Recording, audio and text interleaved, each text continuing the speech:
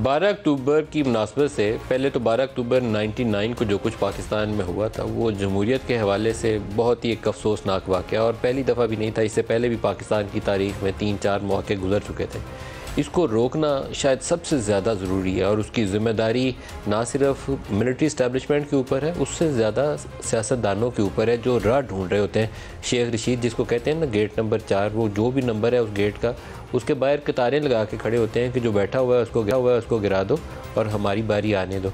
Imran Khan neutral कह के बहुत ही एक तहकीर अमेर लहजे में उनके लिए बहुत बुरे अलकाबात पुकारते हैं, लेकिन फ़ौज का एक्चुअली न्यूट्रल होना उनका आइनी किरदार है, और वो अगर उसको अपना लें तो पाकिस्तान की जो जमहूरी बका है उसके लिए भी, और इदारे की अपनी इज़्ज़त के लिए भी, उसकी मजबूती के लिए भी, लोगों के नज़र में उसका जो प्यार है वो बरकरार है, उसके लिए भी बहुत ज़रूरी है। और उसको बरकरार रखने के लिए दोनों हाथों से ताली बजती है। IGI जब बनी थी तो IGI बनाते वक्त एक तरफ इस्टेब्लिशमेंट खड़ी थी, जप्फी डालने के लिए नवाज शरीफ खड़े थे, और IGI बनवाई गई थी बेनज़ीर को इक़्तिदार से बाहर रखने के लिए। तो उसी तरीक़ाकार को, उसी पैटर्न को दोहराते हुए 2018 में इमरान खान की हुकूमत बनवाई गई थी। वो जप्फी जो पहले मुयस्सर थी नवाज शरीफ को, वो 2011 ऑनवर्ड वही जप्फी मुयस्सर थी इमरान खान को। अब चाहे गालियाँ निकालें, चाहे जो मर्ज़ी करें।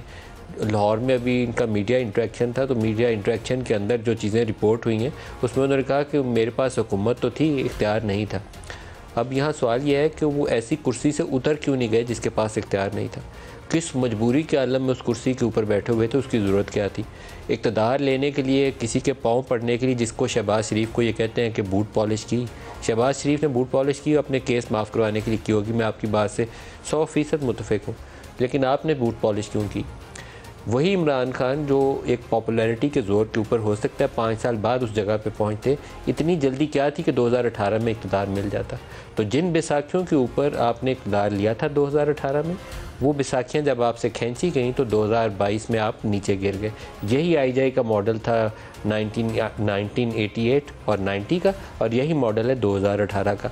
ये सियासतदान जब तक सीखेंगे नहीं ना, वो देखना ना बंद करेंगे उस गेट नंबर 4 की तरफ, तब तक कोई जमहूरियत वूरियत कोई नहीं है। अपनी कुर्सी मिलने की खातर लोगों को जमहूरियत की कभी वो घोट के पिलाते हैं कि ये जमहूरियत है कि मेरी हुकूमत आएगी तो जमहूरी सफ़र होगा, वोट की इज़्ज़त आएगी, मेरी हुकूमत गिर गई है तो पाकिस्तान की जमहूरियत ख़तरे में पड़ गई है। ये झूठ है, ये अपने इक़्तिदार की खातिर लोगों को गुमराह कर रहे हैं। क्या फ़र्क था नवाज़ शरीफ में और इमरान खान में? अभी उनकी तकरीरें चल रही थी, मैं उनकी तकरीर सुनता आ रहा हूँ। तो नवाज़ शरीफ फैमिली पूरी के ऊपर बहुत चार्जेस थे कि ये बिज़नेस के अंदर फैमिली है, और इसने हुकूमत में आने के बाद अपने बिज़नेस को एक्सपेंड किया है। इनकी फैक्ट्रियाँ अगर 4 थी, अब 20 हो गई हैं या 16 हो गई हैं, और इन्होंने कर्ज़े लिए और माफ़ करवाए। शहबाज शरीफ के ऊपर आज एक केस का फ़ैसला हुआ है जिसमें वो ख़ुद और उनके साहबजादों के ऊपर मनी लॉन्ड्रिंग का केस बनाया गया था। उस केस की जो तहकीकात हमने अभी तक की हैं या देखी हैं, मेरे ख़्याल में बड़ा क्लियर कट, वाज़ेह और स्ट्रॉन्ग टैक्स एवेजन का केस था, जो पाकिस्तान में बड़े कारोबारी इदारे करते हैं। पैसा यहाँ से बाहर ले जाते हैं, रिमिटेंसेस की शक्ल में वो मुल्क के अंदर ले आते हैं, और रिमिटेंसेस टैक्स फ्री होती हैं, पैसा वाइट भी हो जाता है और टैक्स नहीं लगता। वो मकसूद चपड़ासी या ये कोई और नाम है, वो सारे दुरुस्त होंगे। लेकिन इमरान खान 2018 से ऑनवर्ड जो विच हंट कर रहे थे उसको कैसे जस्टिफाई करें?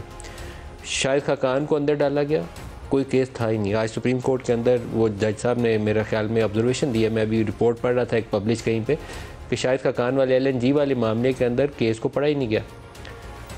झूठा केस, मिफ्ता इस्माइल झूठा केस, एहसन इकबाल झूठा केस, इसहाक डार झूठा केस।